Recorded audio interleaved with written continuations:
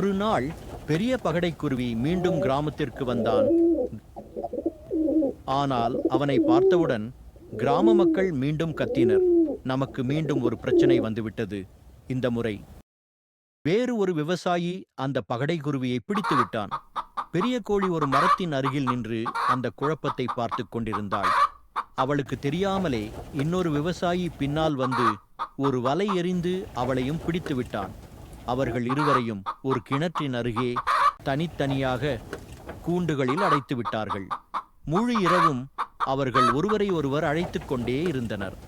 இறுதியில் கோழி தப்பித்து வந்தாள் மற்றும் பகடைக்குருவியை விடுவித்தாள். பகடைக்குருவி, நீ மீண்டும் என்னை காப்பாற்றினாய், என் உயிரை நீ மீண்டும் காத்தாய் என்று நன்றி கோழிக்கு கூறினான். இருவரும் சிறந்த நண்பர்களாகி இருளுக்குள் பறந்து சென்றனர். இந்த கதை நட்பின் சக்தி, துணிச்சல் மற்றும் உலகமே எதிராக இருந்தாலும் கூட ஒன்றாக இருப்பதின் மதிப்பை காட்டுகிறது.